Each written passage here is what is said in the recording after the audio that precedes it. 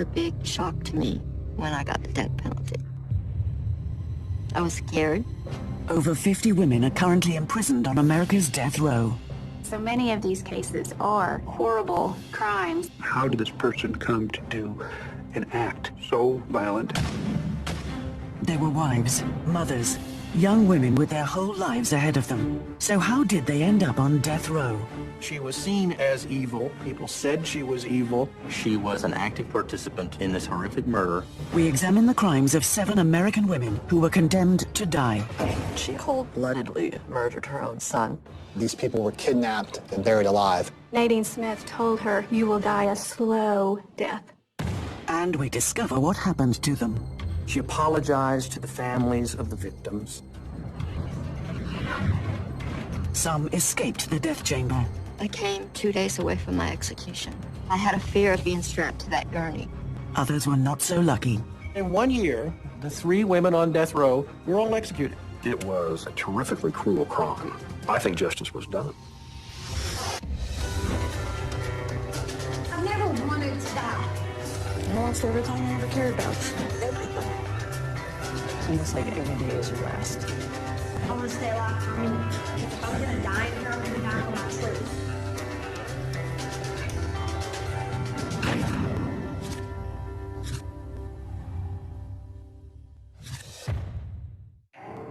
Women make up only a small fraction of the total death row population in America today. Less than 2%. From the early 70s, we've had almost 1,200 men executed and only 11 women. There's a general reluctance by juries to execute women. The thought of killing a woman, I think, is just not as palatable or as acceptable. But occasionally, juries do impose the ultimate punishment on female killers. Women are typically viewed as nurturers. If they commit a violent crime that takes away from that identity or public perception, they may look more terrible or monstrous than a man. As a prosecutor, the goal is to try to convince the jury that the gender is not relevant. What's relevant is the facts and the law. A capital murder is a killing plus some other factors that make it worse. Killing 2 or 3 people, killing them through a torture, killing them during a robbery or a rape or a kidnapping. In some cases, geography determines the difference between a life sentence and a death sentence. State to state, it's going to be handled quite differently, and quite frankly, even from prosecutor to prosecutor. In the modern era, the states that have executed the most women are Oklahoma, Florida, and Texas. Texas has been the death penalty capital of the United States for a long time. It was in Houston, Texas, that a brutal double murder put one woman on death row for almost 20 years. On the night of the 3rd of March, 1980, a frantic young woman flagged down a police car and confessed to murder. I just wanted to admit to the crime. Pam said me and Mike killed 2 Bobs in Houston. She signed a 26-page confession. When I read how graphic her confession was, the hair on my neck stood up. 24-year-old Pam Perillo was one of 3 hitchhikers involved in the robbery and murder of 2 men. Mike held one end of the rope and told me to take the other end. The facts of the case were just so brutal. The state of Texas said she should die for her crimes. My confession is what got me the death penalty. What drove this young woman to commit such shocking acts of violence and then to confess? This case would never have been solved if Pam had not given a confession.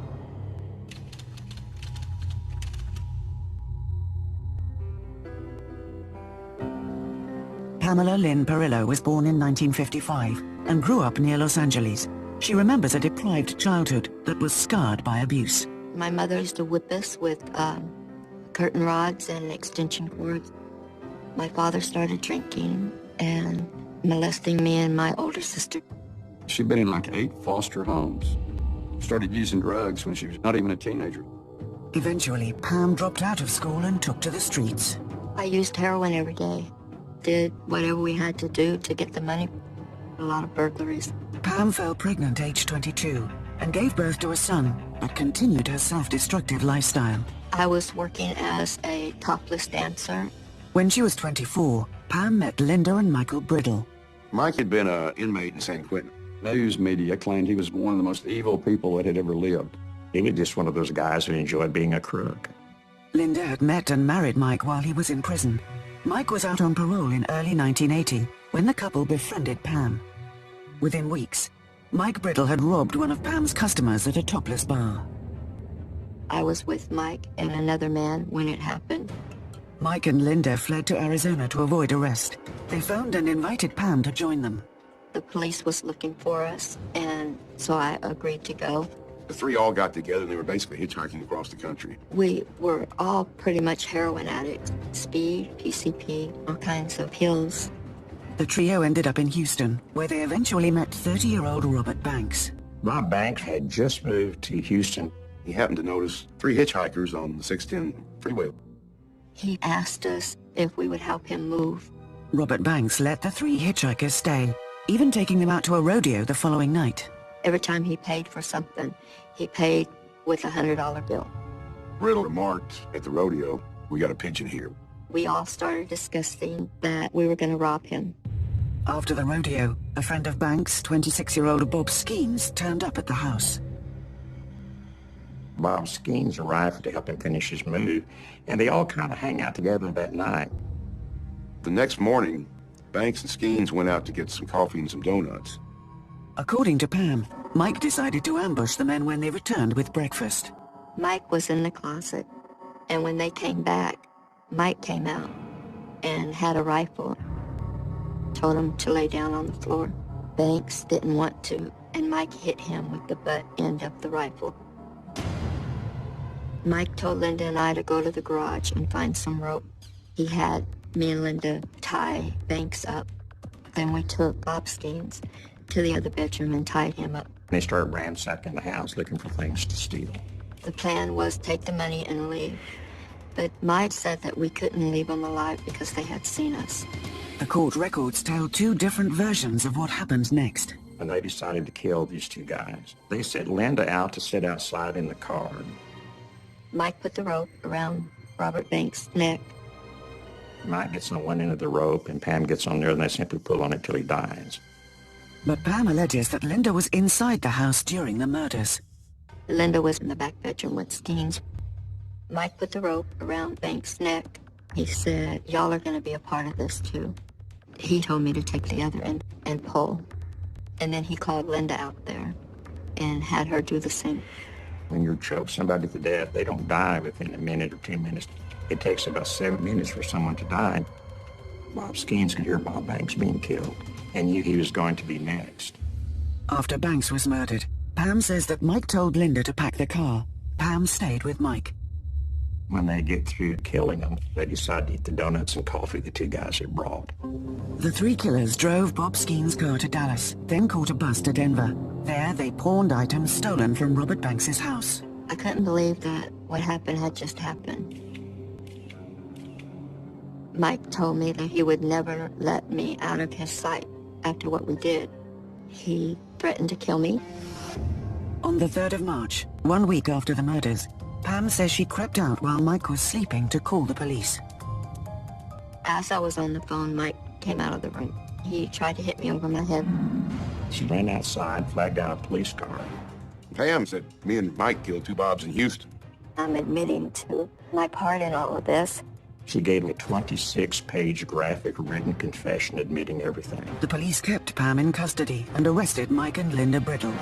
The three suspects were sent back to Texas to face trial. That was a time in Texas when they were cranking out death penalties left and right. In Houston, we had a rising tide of murders.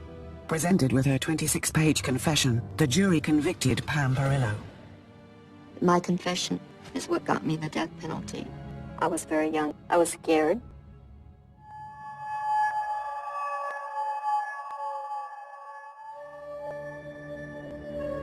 Linda Brittle never confessed to being part of the murders, and Pam's written confession didn't implicate her.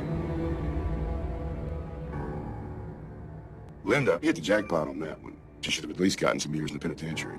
Michael Brittle went on trial in 1982.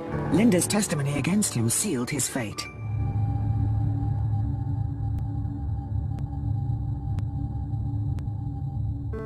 Pam Perillo spent 3 years on death row before a legal technicality saw her sentence reversed. She stood trial for a second time in October 1984. Robert Pelton was assigned to defend her. When I met her, she was a frightened woman. She'd already been sentenced to death once. She just felt real guilty. She didn't have much of a desire to live. Jim Skelton, Linda's former lawyer, was brought in to help with the case. In the first trial, they didn't bring anything out about her background. She'd been abused as a child. There's no excuse for killing 2 people, but it explained it all.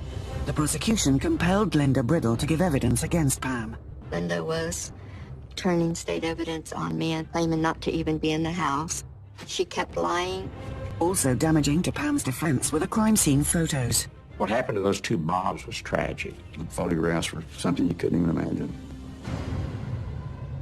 Pam's lawyer claimed Mike Brittle was the ringleader. Mike Brittle, he was a horrible human being. We wanted to paint a picture how Mike Brittle could take a middle-class girl like Linda to do all these things, and how much more easy it'd be to take someone like Pam who came from a tragic background. I always thought that Pam and Mike were kind of co-equal.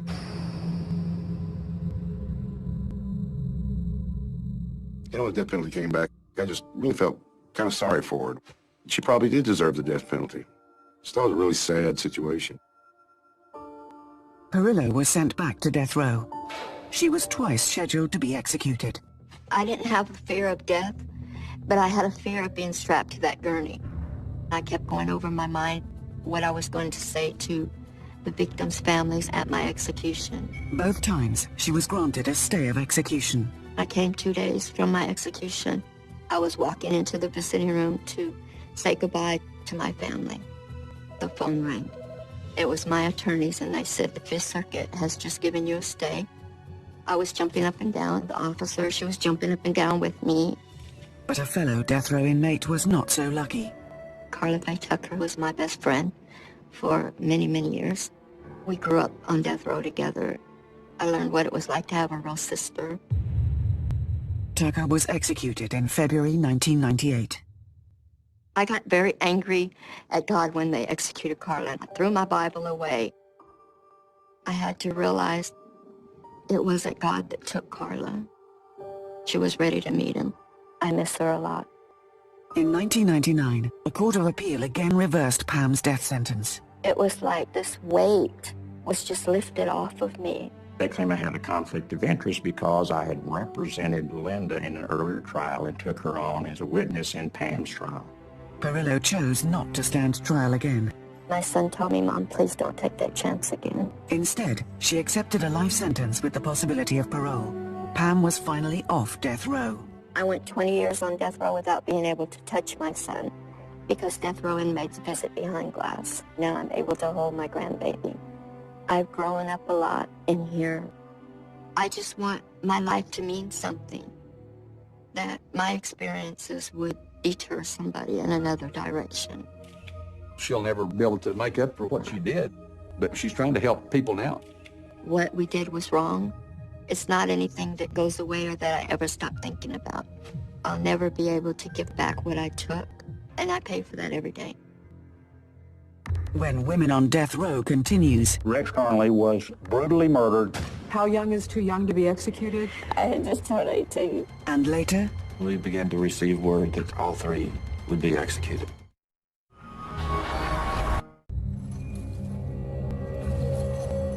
How young is too young to be executed? For a long period of time, there was no line between a juvenile and adult for the death penalty. The youngest American woman to get a death sentence in recent years was Paula Cooper in Indiana. Paula Cooper killed a nice little old lady down the street. She was 15 at the time of the crime, 16 when sentenced to death. Studies show that the most dangerous people in our society are the youngest people. They're immature, they're easily influenced by their peers, they don't have a set identity. Paula Cooper's death sentence was eventually overturned because of her age. In Alabama, a young woman called Deborah Bracewell was not much older when she was sent to death row in 1978. Deborah Bracewell was only 17 at the time of the crime. I was young and I didn't know the law and didn't know nothing about anything. Aged just 18, Deborah was sentenced to die by electric chair. I remember the judge told everybody to stand up, and then he sentenced me to death. She was the only woman on Alabama's death row at the time. Women being sentenced to death is unusual. Girls being sentenced to death is just almost unheard of. I was in a single cell. Nobody talked to me. I was locked behind 4 locked doors. What manner of crime could compel a jury to send a teenager to death row? This was a heinous crime of murder. Whoever committed this crime was a cold-blooded killer. They not only fired point blank into the head of Rex Carnley, they fired multiple times after that.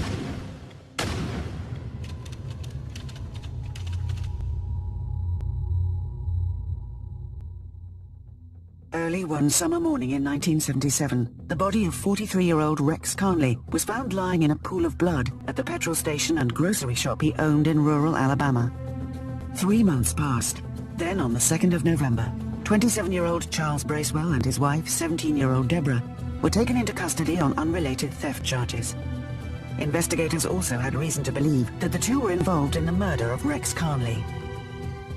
A friend of the Bracewells testified that Charles Bracewell said that because Mr. Carnley had been killed, they needed to get out of town quick. That's just a very incriminating statement. The police interrogated Charles and Deborah regularly while they were in prison. They questioned me like 15 times a day. I told them over and over and over I didn't kill anyone. After 3 months, Charles confessed to the murder. Then the detectives obtained a confession from Deborah as well. I told the sheriff I did not kill Rex Carnley, and then he said, "Did you help Charles Bracewell kill Rex Carnley?" And I told him no. He said, "Well, Charles said you did." When she was interrogated by the police, she didn't have an attorney present. She was only 17 and mentally borderline retarded. Eventually, the police secured a signed confession from the 17-year-old. They took an oral statement from her, and then they reduced that to writing and had her sign that statement.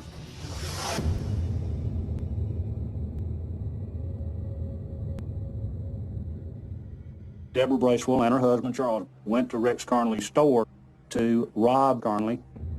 According to Charles and Deborah's written confessions, Rex Carnley had let the couple into his shop. Once inside, Charles produced a gun and demanded money. Deborah's statement said she grabbed Carnley's 22-gauge pistol from behind the shop counter, climbed onto a stool, and shot Rex Carnley in the back of the head. Charles then shot him 8 more times in the face and head. Rex Carnley was brutally murdered during the course of a robbery when his billfold and $1,200 was taken. Deborah and her husband were both charged with the capital offense of an intentional killing during the course of a robbery. While Deborah awaited her trial in jail, her parents didn't visit. Didn't understand why my parents wasn't coming to see me. I really felt lost. And Deborah says she had a very difficult childhood. I didn't have the best parent in the world, but the way I see it, they did the best they could with me. She was always smiling, sweet, and real shy. At the age of 13, her parents forced her to leave school to take care of her siblings. The childhood I had was not good at all. She was exposed to a lot of different things that shouldn't have been going on. There was abuse. Daddy used my mother as a prostitute, and I had to see all the other men come to the house, and I didn't like what I was seeing, so I stayed to myself. Desperate for a way out, the teenager ran away with an older man, Charles Bracewell. I had just turned 17, and he was 9 years older than me. I wasn't attracted to him at all. I took him as an escape to get away from the house. Deborah claims she knew nothing about Charles's criminal activities. He would go places, but I never asked questions. But the young woman found herself on trial for capital murder just days after her 18th birthday. They had no other evidence, really, beside that confession. Without that confession, they would never had a case against me. Deborah denied knowingly signing the confession that was the key evidence against her. And they said, "Deborah, once you sign these papers, these is your release papers." I was so happy about getting out of jail. I just thought I could trust the detectives, so I just signed the papers. She didn't start telling the story until the 1990s, 10 to 15 years after the crime. To confuse that with the release statement is far-fetched in my mind. She gave details of how it happened, what happened. Then you have a consistent confession from her husband. The confession had a tremendous weight in this case.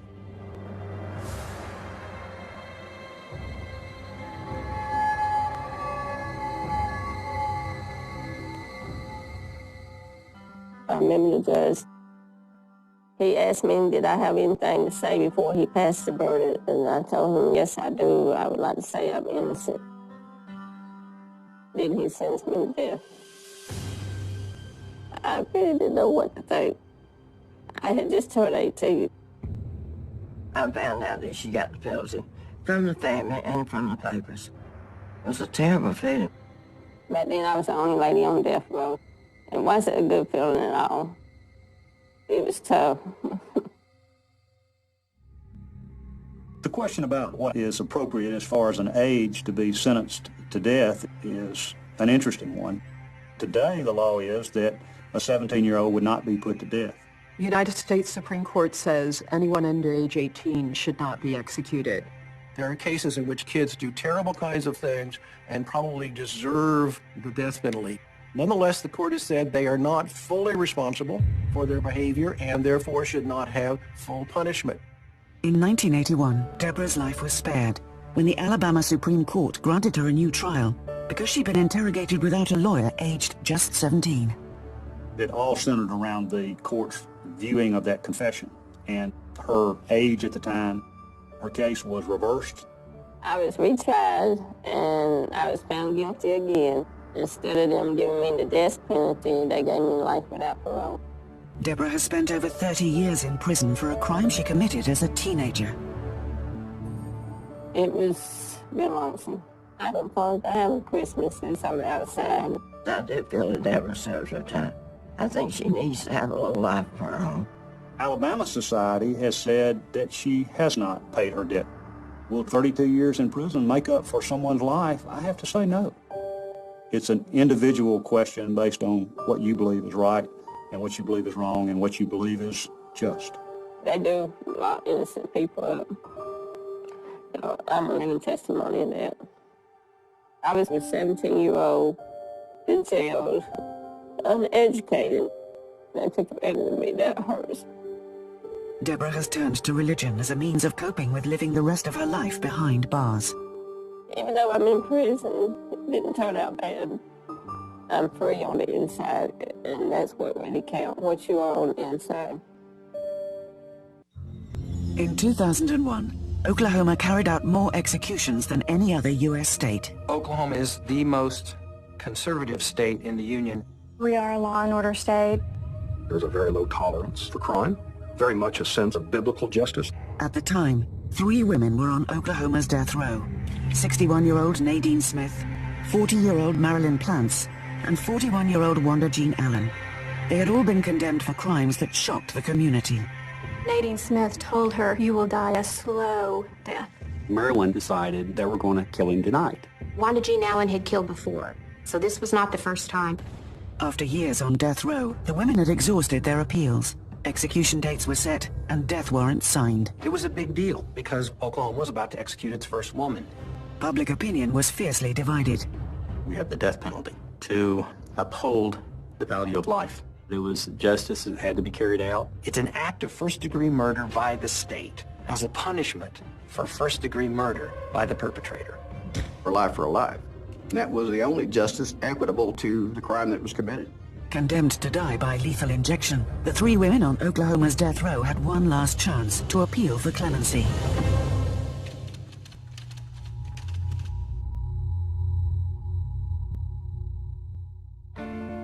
Lois Nadine Smith came from humble beginnings. She was a preacher's daughter from rural Oklahoma. But as she grew up, she developed a hard reputation. Miss Smith was well known in the county as Mean Nadine. You know, she was meaner than any man. A lot of people feared her. Nobody would mess with her, and she would stand toe-to-toe with any person and duke it out if she had to. By the age of 41, Nadine Smith was a divorced mother of 3, living a life far removed from her religious upbringing. She abused substances. She could party for days. Her 18-year-old son, Greg Smith, also partied hard, and the police suspected he was involved with illegal drugs. Greg had been dating 21-year-old Cindy Bailey, but they'd recently split up. On the morning of the 4th of July, 1982, Nadine and her son Greg set out to confront his former girlfriend. She possibly was turning state's evidence on what their illegal activity was. It had something to do with drugs. We also heard that perhaps she may have attempted to set Greg up to be murdered.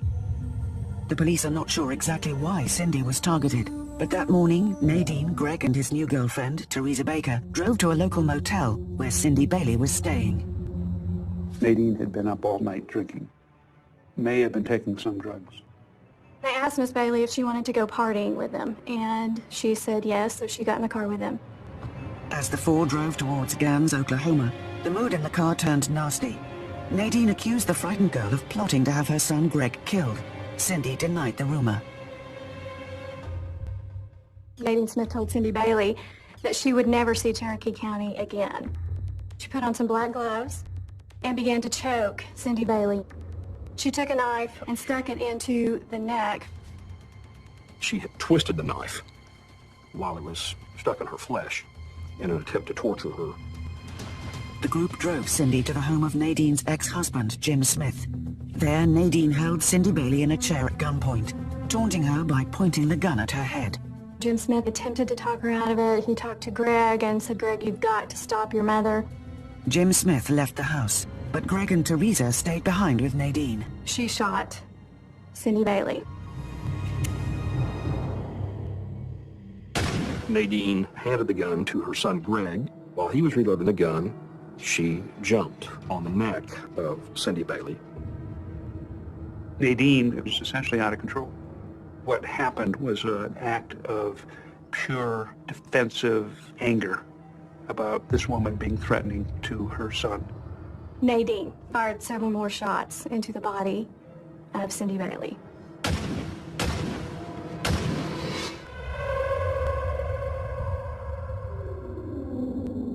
The young woman was shot 5 times in the chest, twice in the head, and once in the back before she finally died.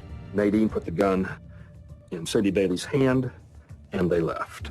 The body of Cindy Bailey was found by Jim Smith and his neighbors when Jim returned to the house. I have had several homicides while I was sheriff, but this was one of the worst. There was blood all over the house. Miss Smith and her son fled the area, and they were later captured in the Tahlequah area. The mother and son denied everything, but Teresa Baker cracked under interrogation. It wasn't too long before she told us what had happened. Nadine was charged with murder in first degree, and so was her son Greg. Nadine Smith went on trial in December 1982. Prosecutor Michael Daffin felt confident he would get her the death penalty. Their defense was to blame Teresa Baker. It was Teresa who did it all. There was overwhelming evidence to the contrary. Nadine Smith was the one who was giving orders. She was mean Nadine. Nadine also had a history of brain injury. She had this problem of controlling emotions when provoked. But evidence of Nadine's mental health problems was never presented in her defense. And the most damning piece of evidence for the prosecution was provided by Nadine herself. A letter that Nadine Smith had written to her son Greg. In it she says, if they ask if I jumped on her throat, it wasn't me, it was Teresa. The note was coaching Greg as to what to say or not to say. It was very incriminating. As each juror read that note, they would pass it on to the next juror, and they would sit there and glare at Nadine. I knew, without a doubt, they were going to convict her, and they did.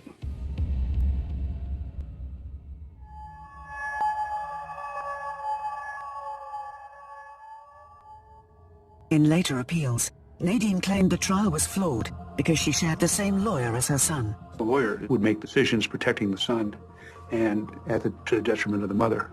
Greg Smith was tried in Muskogee County and was sentenced to life in prison. I fully feel that Mrs. Smith got what she deserved.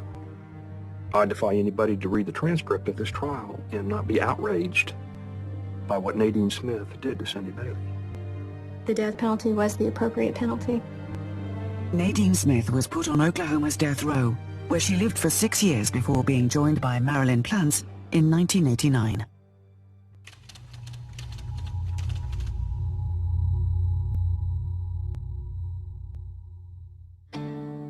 Marilyn Plantz was born in 1960.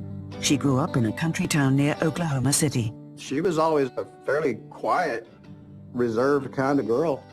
At the age of 16, Marilyn left secondary school and married 22-year-old Jim Plantz. The couple soon had 2 children, Trina and Chris. Jimmy and Marilyn had a perfect marriage. You never seen them fight.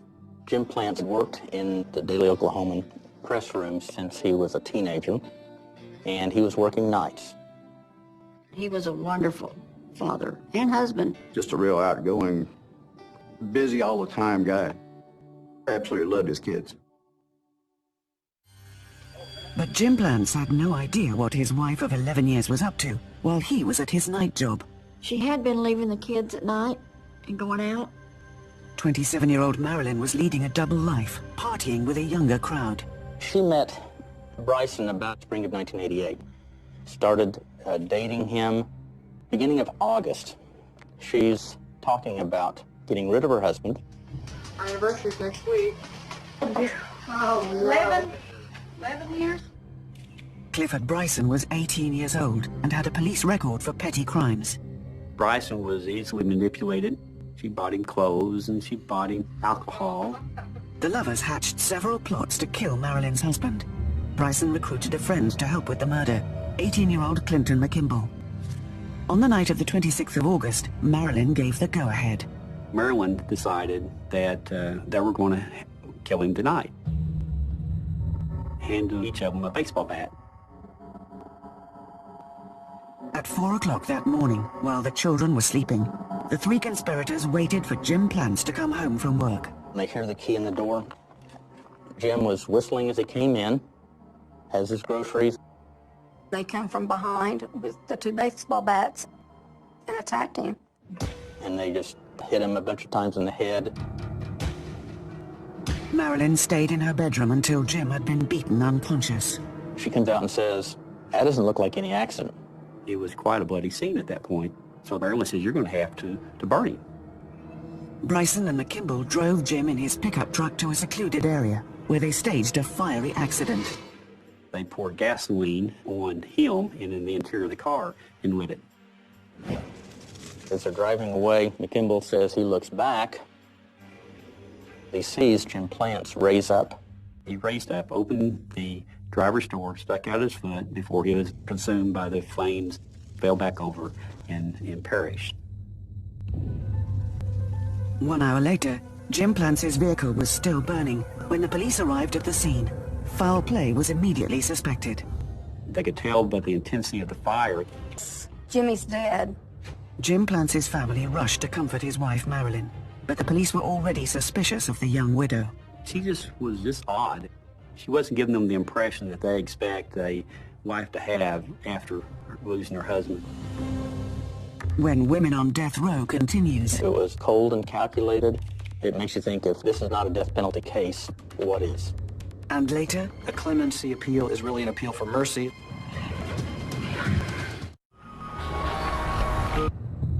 On the 26th of August, 1988, 33-year-old family man Jim Plants was savagely beaten and burned to death. The police didn't know who'd committed the horrific murder, but they had suspicions about Plants' 27-year-old wife, Marilyn. Investigators noticed some warning signs. She kept changing her story, which is a classic sign of... When the police searched her home, they found chilling evidence of Jim Plants' final hours. The carpet was soaked with blood. I found 2 baseball bats. Both of them contained blood. Marilyn was arrested on the 29th of August and charged with first-degree murder.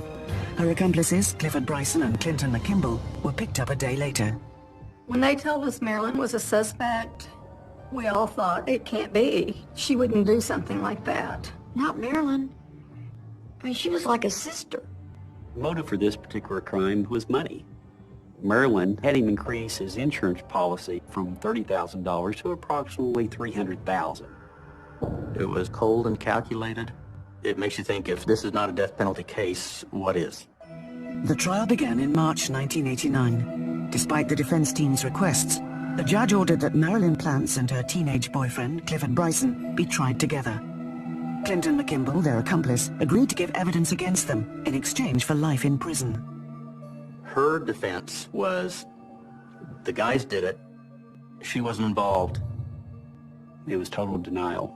Maybe she wasn't the one holding the bat or the can of gas, but she instigated it.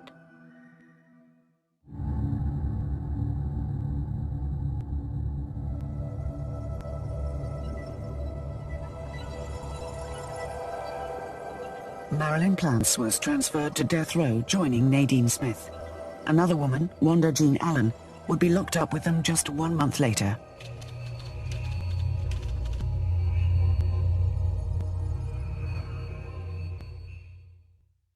Wanda Jean Allen grew up in northeast part of Oklahoma City. Her family situation was probably definitely not the best in the world. A lot of drug abuse, a lot of domestic violence. Wanda Jean had a very explosive temper. She would just go off just at any time.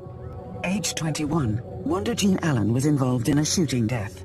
She killed a woman and had pled guilty to manslaughter. Wanda served 4 years in prison for the manslaughter of Deetra Pettis. While behind bars, she met a fellow inmate, Gloria Leathers. After they were both released, they actually were lovers. Living together, they had a stormy relationship. We had been out to the house on numerous occasions because of fights.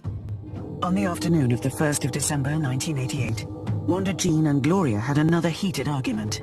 A dispute arose over Gloria's welfare check. Apparently Wanda wanted possession of it and Gloria did not want her to have it.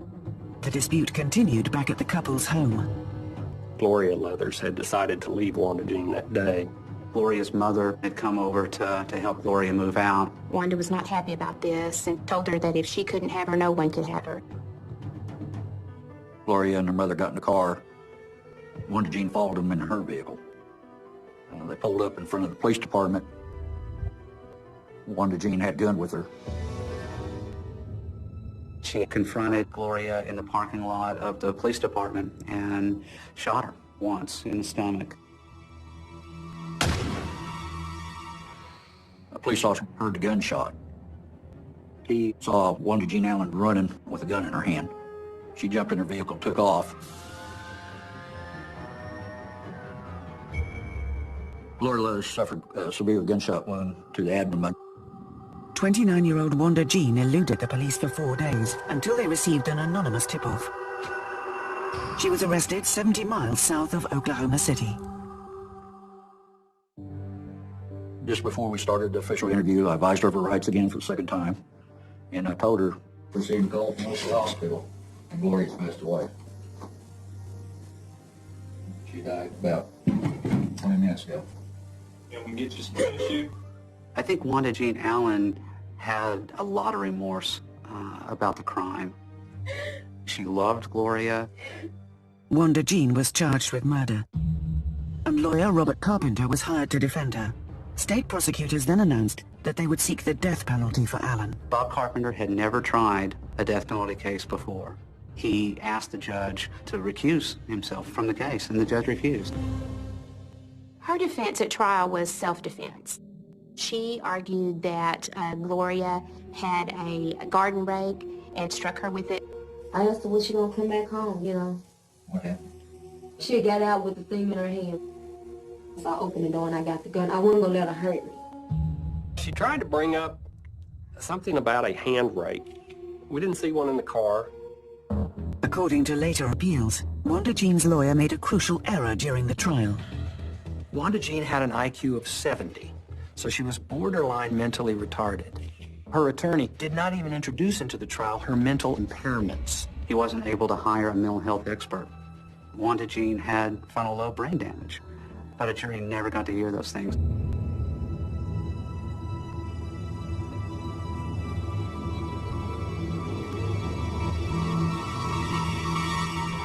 Wanda Jean Allen was imprisoned on death row next to Nadine Smith and Marilyn Plants. My duty was to visit the death row inmates on a weekly basis. When I met Wanda Jean, it was a very cold reception at first. Into the 4th year, something changed with Wanda. She was reading her Bible and she said, "What does this mean? And what does this mean?" The prison chaplain, Don Duncan, ministered to the women on death row for years. Nadine looked like a nice grandmother, a very pleasant, polite person. Marilyn had this shy personality about her. And Wanda was kind of the humorous one. And we would study the scriptures. We never talked about their crime. Very seldom would we talk about their families. It was very painful for them to talk about their children and what they had done. In September of 2000, a local pastor baptized all 3 of them. They became a very close group to the point that they changed it. This is not death row anymore. This is life row. But that same year, the courts denied the final appeals of Wanda Jean Allen, Marilyn Plants, and Nadine Smith. The women of Oklahoma's death row had run out of time. We began to receive word that in the very near future, all three would be executed. Wanda Jean Allen was scheduled to be executed first. A clemency hearing would be her final opportunity to escape the death penalty. Clemency hearings are highly charged proceedings. We are arguing on behalf of the state to carry out the sentence that was imposed by the jury. The defendant is trying to convince them to spare her life. A clemency appeal is really an appeal for mercy. It's not a retrial. Local Minister Robin Myers appealed to the Clemency Board on Wanda Jean's behalf. I simply said, Wanda Jean has become a really good person in prison. She knows what she did was wrong. We just want to try to get her life in prison without parole. The defense team also asked that Wanda Jean's mental impairment be considered, but the state argued that she knew enough to be accountable. She had a job, she functioned in society, she paid the bills. She could function just fine. I think she knew right from wrong. Wanda Jean was invited to address the Clemency Board and make a plea in her own words. She sat down, and in my opinion, the wheels came off. She couldn't articulate what she wanted to say. She was extremely emotional. It was very difficult for her to speak. She apologized to the families of the victims.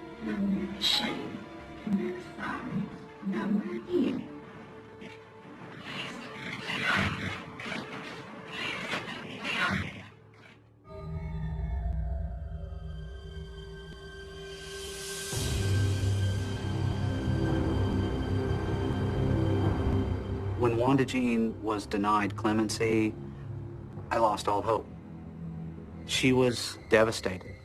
Just no way to describe it except she was devastated. When Women on Death Row continues. Wanda Jean really believed right up to the very end that her life was going to be spared. She deserved just as much mercy as she had shown him, which was absolutely not. And later? You don't want to believe that that kind of evil exists.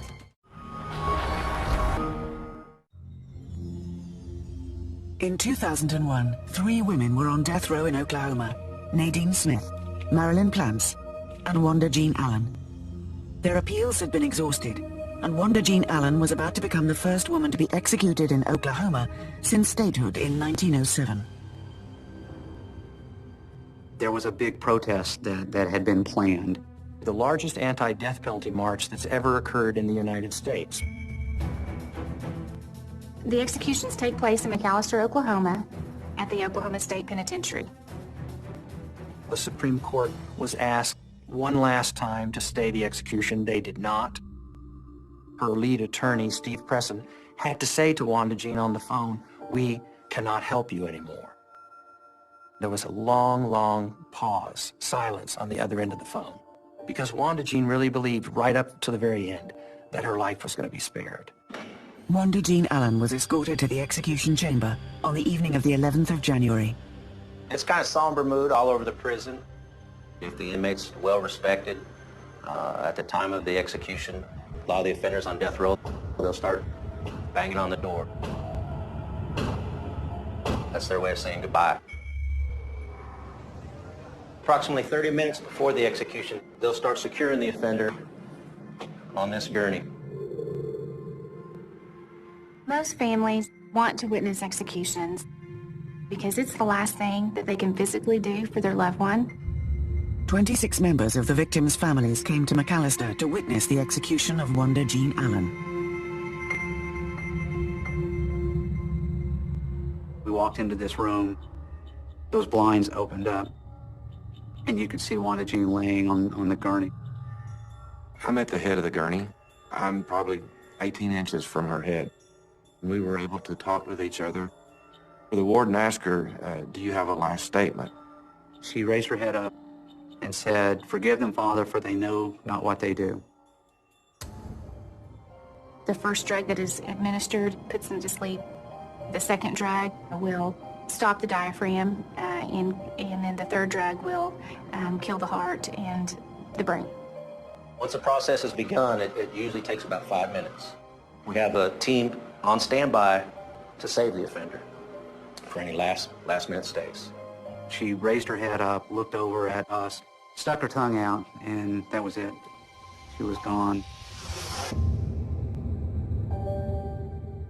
Wanda Jean Allen did not deserve to be executed, in my opinion, because no one deserves to be executed from a moral standpoint. That didn't balance the scales of justice. Not a single member of the victims' families said, please execute Wanda Jean. Justice was served in Wanda Jean's case. She had killed before. She's the type of person that the death penalty is intended for.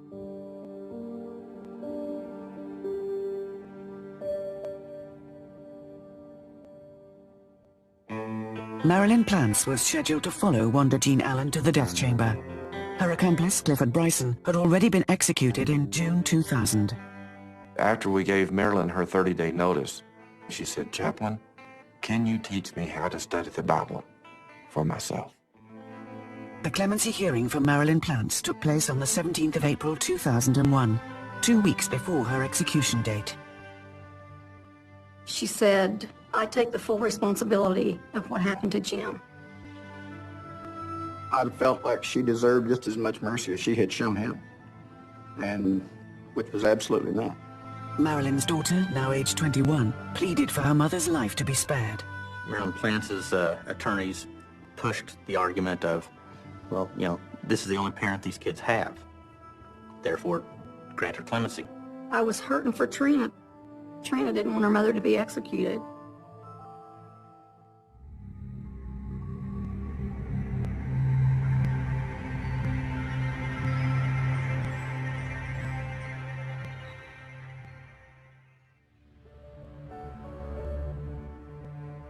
She said, "Chaplain, I want you to read these scriptures. The rich man and Lazarus in 1 Corinthians 13, the love chapter." The inmate has up to 2 minutes to make a last statement. I try to prepare families for the fact that they may not even acknowledge the victim or the victim's family members. She knew we were there, but she didn't say anything to us. I began to read the scriptures that she asked. The doctor is at the end of the gurney. Whenever that monitor shows that there is no longer life, he will stand up and pronounce her dead. Marilyn died long before I finished those 2 short passages. But he did not stand up. He let me read those. Until the day that they executed her, I harbored that hatred and that passion to see justice done. And when they finally had the execution, to me it was over. It's done. I have forgiven Marilyn because you've got to forgive to move on with your life. But I won't ever forget. It'll always be with me.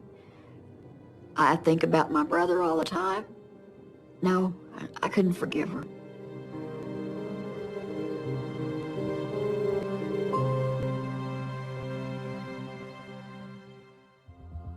After Marilyn's execution, I said, I no longer can do this. I began to have nightmares. Nadine Smith was now the only woman on Oklahoma's death row. Nadine thought that God had saved her for the last to help Wanda Jean and Marilyn through their executions. Nadine's lawyer, Gregory Pichet, faced the clemency board in a last-ditch effort to save her life. I wanted to try to provide an explanation. How did this person come to do an act that was so violent and so inhumane? Nadine was very protective of her son, Greg. It resulted in an outrageous act. She was deeply remorseful about the pain that she'd caused. Nadine chose not to attend her own clemency hearing. She was absolutely convinced that there was no option for clemency. She had a lot less faith than we did. She was right, we were wrong.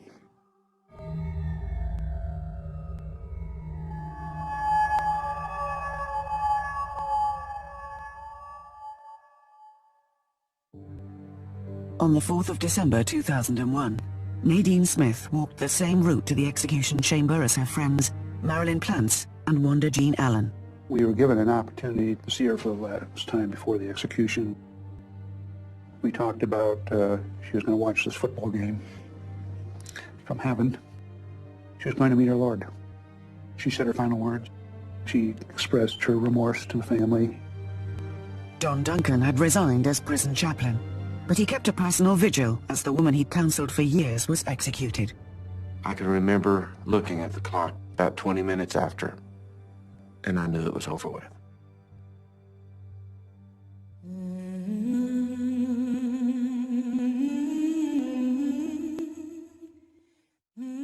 Oklahoma has chosen to have the death penalty as a punishment. The people of Oklahoma voted that, and that's what they have chosen.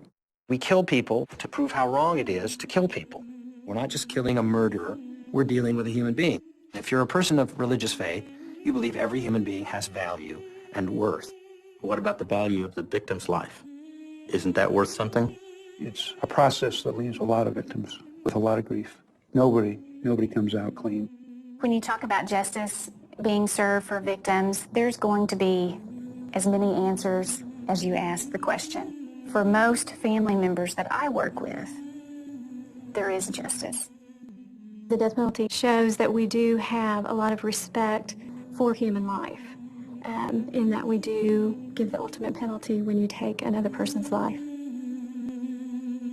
We spend a lot of resources, money, arguing whether somebody lives or dies. I think that there's a better way to spend that money and maybe look at putting it back into the communities that raise Wanda Jeans.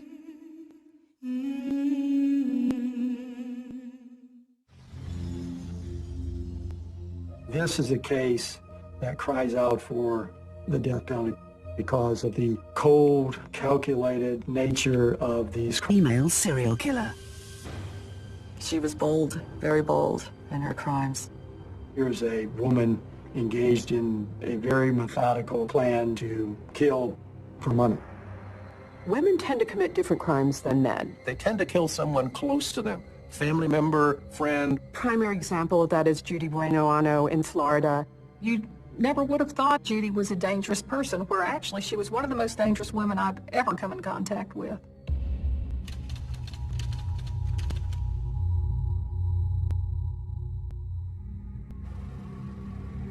Judy Bueno Ano was born Julius Ann Luelty in 1943. Her mother died when she was 2, and her father remarried. She was raised in difficult circumstances. There were 5 stepbrothers and a stepmother. She was very much abused in that family constellation. Judy claimed that she was beaten, starved, and forced to work like a household servant. By the age of 14, she'd had enough. She completely lost it. Threw hot grease over her brothers. She was taken to a detention center. She would never return home. Judy graduated from a girls' reform school, and 2 years later gave birth to a son, Michael. Michael's father was a mystery. She had him as an illegitimate child at 18. The young mother married an Air Force officer, James Goodyear, in 1962. The couple had 2 more children before Judy's husband was posted to Vietnam. He came home in July 1971. By September of 1971, he died from mysterious circumstances. She was the loving wife at his bedside. She collected life insurance. That became an aha moment for Judy. By having an insurance policy on someone, she could get the money she needed. Judy spent the next several years with a boyfriend, Bobby Joe Morris. She had a very charismatic personality and kind of dominating, especially with men. When they moved to Colorado in 1977, things took a turn for the worse. She started giving him arsenic, and it started making him sick. And within a year, Bobby Joe Morris is in the hospital, dying of the same strange symptoms. She would bring containers of Hawaiian Punch right under the noses of the nurses and the doctors. Bobby Joe Morris died in January 1978. His doctors were mystified, and an autopsy failed to spot the arsenic in his body. Very often, pathologists don't check for arsenic. You usually would never get arsenic by mistake. It has to be given to you. 3 separate life insurance policies had been taken out on Bobby Joe Morris a couple of months before he died. With the insurance money, Judy bought a home near Pensacola and started a new life. She legally changed her last name to Bueno Ano, Spanish for good year. She had a very nice house in an area called Whisper Bay. Her oldest son, Michael, dropped out of high school in the 10th grade and joined the army. Michael came home for a holiday leave.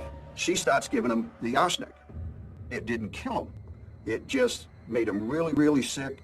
With heavy metal poisoning, and arsenic is a heavy metal, you start getting different kinds of symptoms, and one of those symptoms is paralysis. He ended up being a paraplegic. He had leg braces on. Within months, Michael's health had deteriorated, and he had to leave the army. He was discharged into the care of his mother. The very day that he came home from the army, Judy arranges to go on a fishing trip with Michael and the younger brother, James. They load up the canoe, strap a lawn chair into the middle of the canoe, and they put Michael in the lawn chair.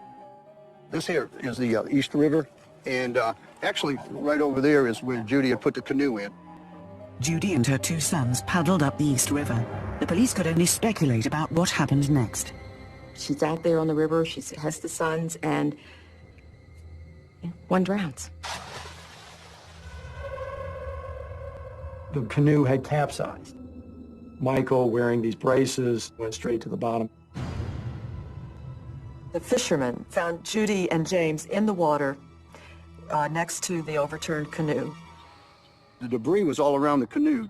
The sandwich bags were floating, the cooler was floating. Judy apparently said, my other son, Michael, fell out of the canoe somewhere up there. About a quarter of a mile, Michael's body was found at the bottom of the river.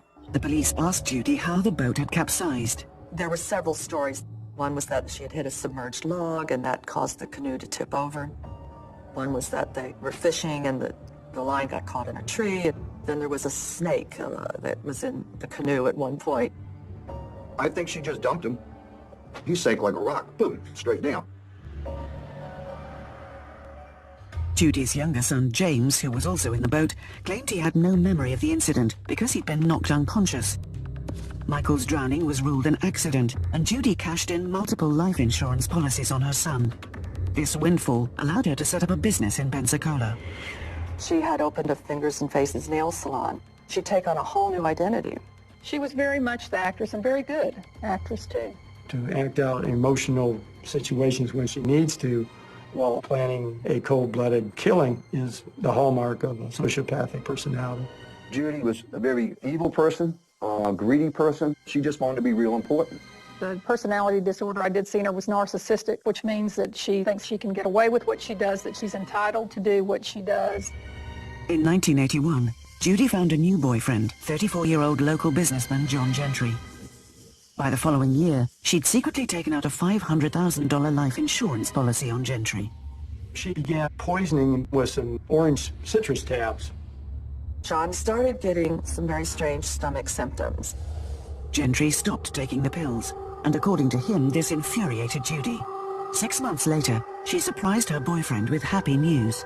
She blurts out to him that, I've just seen the doctor and I'm pregnant. She had him convinced that they should get married. Judy was hosting a party that evening at a local restaurant for one of her salon employees. She suggested John drive his own car and meet her there. She told him exactly where to park and don't park anywhere else. Toward the end of the evening, Judy says to John, go get some champagne and I'll meet you at the house. And that's when John walked outside, got in his vehicle, turned the key on, boom. 5 sticks of dynamite in the trunk of his car had ignited. Amazingly, he doesn't die. Detective Ted Chamberlain investigated the case with his partner Rick Steele. They asked the injured man who might want him dead. Gentry had no idea, but he mentioned being ill a few months earlier after taking vitamins provided by Judy. When we had him tested, the FBI said it was paraformaldehyde.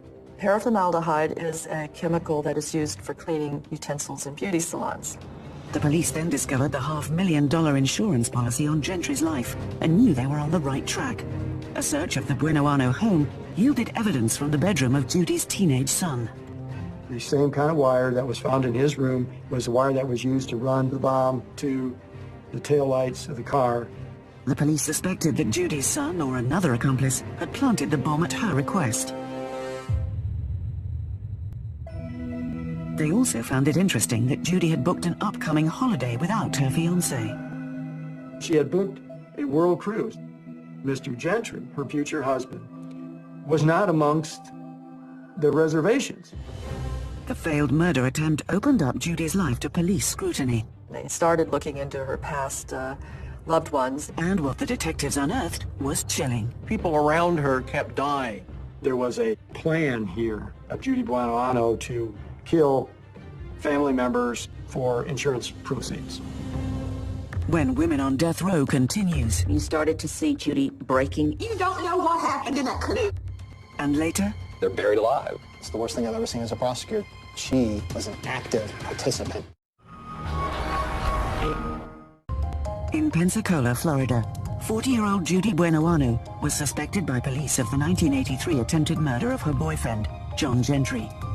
Further investigation of Judy's past revealed that several people close to her had died under mysterious circumstances, including her son Michael. Detectives believed they'd found a serial killer. Judy didn't like me from the very beginning because I think Judy knew that I was onto her. Chamberlain had a reputation as the dogged investigator. If you'd done something you didn't want Ted Chamberlain investigating. They started getting court orders to exhume bodies, and that's when things really begin to unravel. The bodies of Judy's husband, James Goodyear, her boyfriend, Bobby Joe Morris, and her son, Michael, were exhumed. Michael, even though it was a drowning accident, had heavy doses of arsenic in his system. Her first husband, James, arsenic in his system. Bobby Morris, same thing, arsenic. Judy Buenoano was arrested in July 1983. Her teenage son was also arrested as an accomplice to the bombing of Gentry's car, but was later acquitted at trial. Judy was tried first for the drowning of her son Michael. Ted Chamberlain recreated the canoe accident to show the jury how the facts pointed to murder. I overturned my canoe, things started floating down, but everything got caught. All the debris could have floated down and ended up here where she was. The prosecutor surmised she had gone upriver with Michael, pitched him out, and simulated the accident.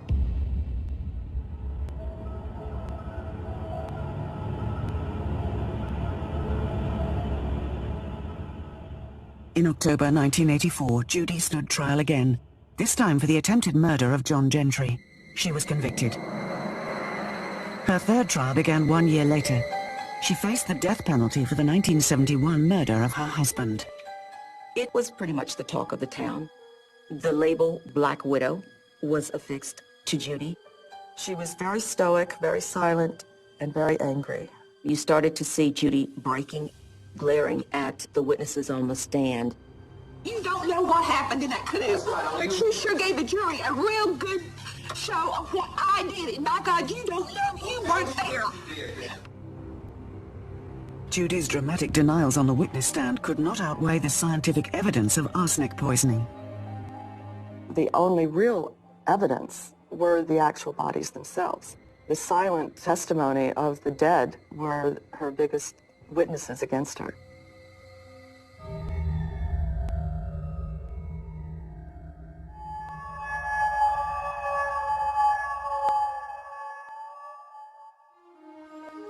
Judy Buenoano spent 12 years on Florida's death row. News reporter Sue Strawn had been a regular customer at Judy's salon before the crimes were uncovered. Sue was the only person to whom Judy gave an interview before her execution. I, even at that point, had a hard time seeing her as a murderer. There was that softness. She could pull you in very easily. I think they just didn't have any other leads whatsoever. They never investigated anybody else. I always thought, why? Why did you single me out? She denied ever killing anyone. I think she truly believed that she was innocent, that she really didn't do these things. Conviction said that you pushed him out of the canoe. And who said that? What witness said that? What witness said that? The prosecution said that. No witness said that at all. The sociopath would not admit guilt. They will not let you have the satisfaction. I did not murder my son. It was a tragedy. I've never lived it. I almost lost both of my sons that day. Judy said she was ready to face the execution. She was tired. And truly, I think she was ready to go.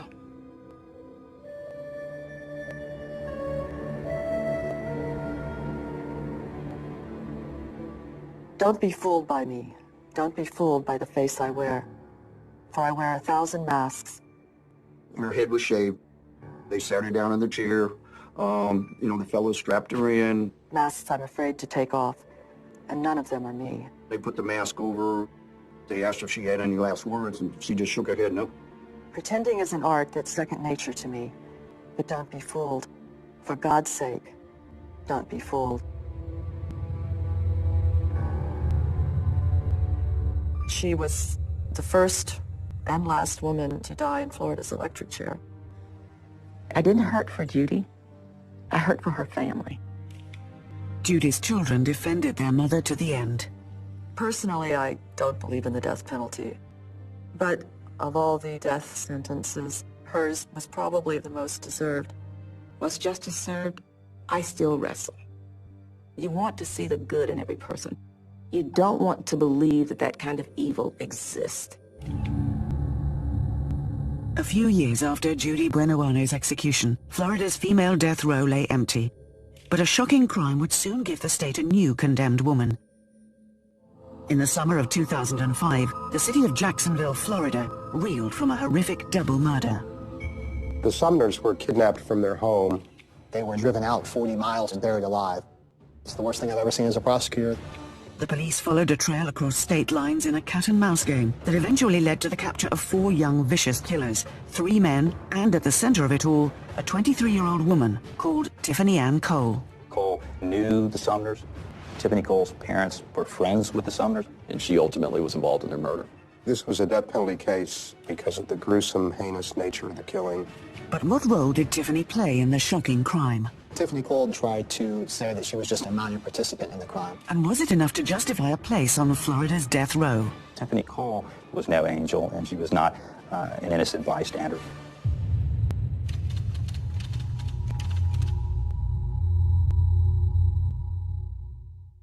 Tiffany Ann Cole was born on the 3rd of December 1981. She grew up in Charleston, South Carolina. She had a pretty normal upbringing. She had a mother and a father that loved her. Tiffany played in the band in school and was a cheerleader. But as a teenager, Tiffany went off the rails. She dropped out of secondary school and got mixed up with drugs. Tiffany admitted that she used and sold cocaine. In 2005, her father was diagnosed with cancer. Tiffany took care of her terminally ill father. A retired couple, Reggie and Carol Sumner, lived next door. They also helped Tiffany's father. Carol and Reggie had just found each other. They were close friends in high school and reunited after all of those years and got married shortly thereafter. They were both in very poor health. Carol had cancer, had gone through some chemotherapy. Reggie had horrible diabetes. The Sumners decided to move to Jacksonville to enjoy their retirement. They were going to spend the rest of their time together enjoying what time they had despite their health difficulties. Just before the Sumners moved, they sold their car to Tiffany Cole, the daughter of their neighbor. It would prove to be a fatal connection. In May 2005, 23-year-old Tiffany was out with friends in Myrtle Beach when she met Michael James Jackson. Jackson stole her cocaine and money from a hotel room. So that's how these two met, and I guess Tiffany Cole fell in love with the man that robbed her. Michael Jackson was 23 years old. I would use the word sociopath. He was someone who fancied himself as a player. He had never really held down a job. Tiffany and Michael spent the next month together, partying and taking road trips. But the high life didn't last long. Tiffany Cole and her boyfriend had run out of money. In June, they drove to Jacksonville, Florida, to visit Michael's friend Alan Wade. Tiffany knew that Reggie and Carol Sumner, the retired couple who'd sold her their car, now lived in Jacksonville. The Sumners told Tiffany that if you ever need a place to stay, then our home is open to you. Reggie and Carol Sumner let the young couple stay overnight in their new home. During the visit, Tiffany found out that the Sumners had made some money through the sale of their old home. It was Tiffany's understanding that there was maybe $75,000 to $100,000 profit from the sale. Jackson saw that the Sumners were very old and feeble and could not defend themselves. A plan began to hatch then. Jackson decided to bring his friend, 18-year-old Alan Wade, in on the plot. Michael said, I've got these easy targets, they've got money. He, along with Tiffany Cole and Alan Wade, decided they would abduct these people and kill them in order to get their bank accounts. A fourth accomplice was recruited by Alan Wade, his best friend Bruce Nixon, also a teenager. A couple days before the crime, they went out to a deserted area near the Florida-Georgia border. Jackson, Wade, and Nixon dug a 6-foot by 4-foot grave. Tiffany Cole held the flashlight while the hole was dug. The scene was laid out, and all they needed now was the victims.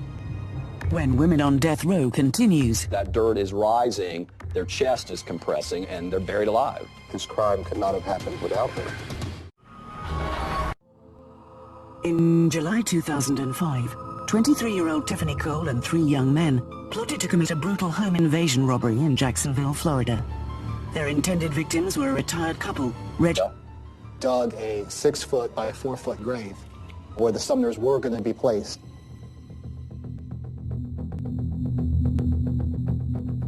Tiffany Cole drives them to the home. Bruce Nixon and Alan Wade get out of the car, and Michael Jackson stays in the car with her. Mr. Nixon and Mr. Wade knocked on the door, indicating they need to use the phone. The Sumners let them in. According to court testimony, after a few minutes, Michael joined the intruders inside the Sumner home. Bruce Nixon and Alan Wade tied up the Sumners. They duct taped them, put them in the trunk of their own car. They drove off in the dead of night. Alan and Bruce drove the Sumner's car with the couple locked in the boot. Tiffany and Michael followed behind.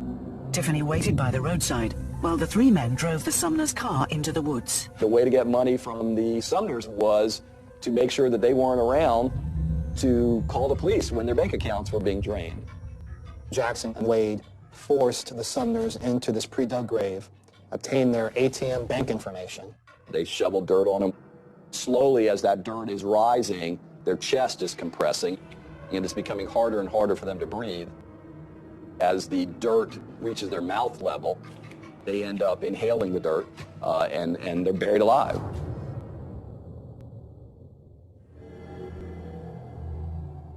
Everything that happened at their death scene, it's really, it's unimaginable. But it happened. The killers wasted no time before cashing in on their crime. They were accessing the ATM cards at every opportunity. Tiffany Cole actually goes back with Mr. Wade after the murder. They take more of the Sumner's property, jewelry, computers.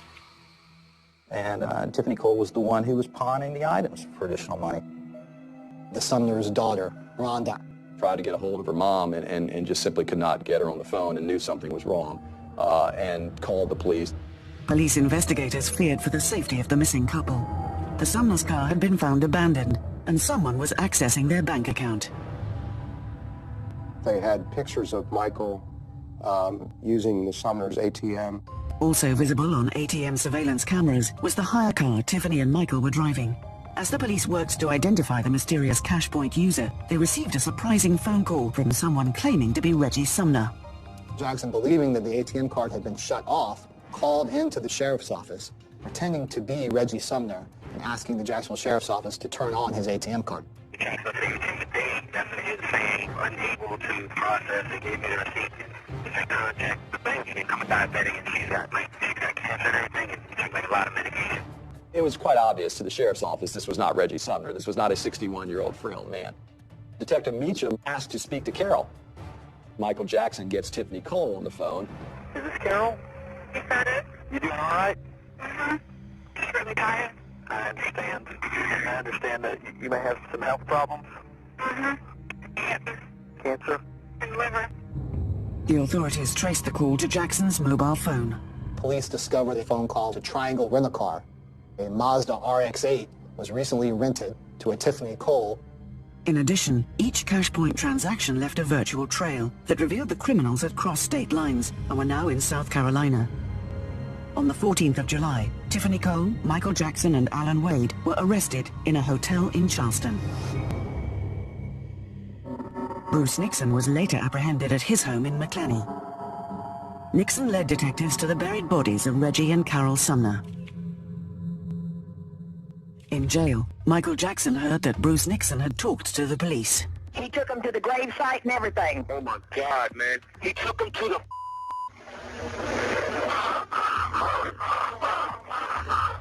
Are you kidding me? It's right here in today's paper. Where the spot was at. Yes, dear. Bruce just killed us all.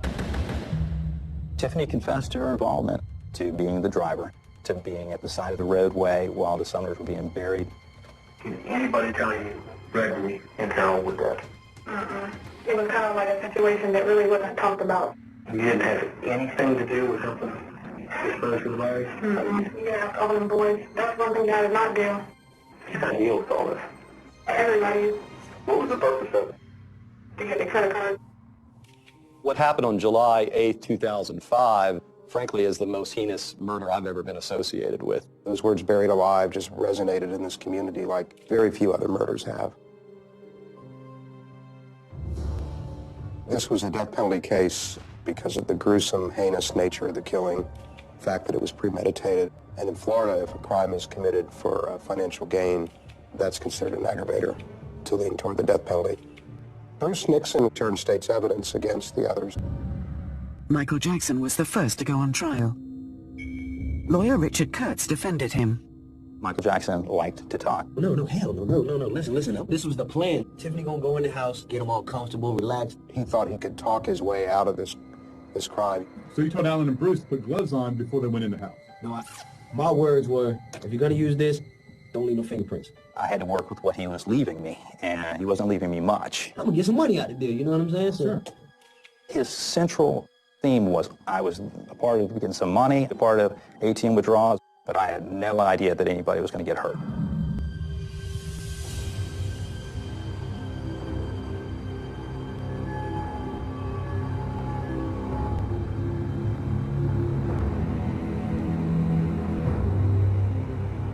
Tiffany Cole went on trial in October 2007. If prosecutors were successful, she would soon be the only female on Florida's death row. But would a jury condemn this young woman to death? You want to make sure that you don't have any jurors that are going to say, I believe the death penalty is appropriate, but I just can't do it because it's a woman.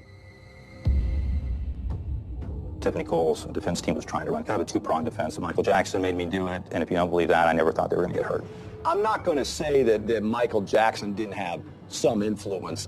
The point is, Michael Jackson never meets Reggie and Carol Sumner without Tiffany. She was the only one who knew the Sumners. This crime could not have happened without her. She was an active participant in all of this crime.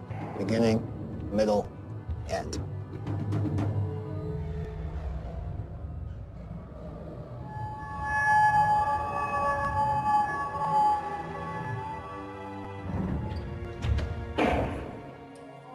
When somebody gets the death penalty, it's not a good day for anybody. It's right.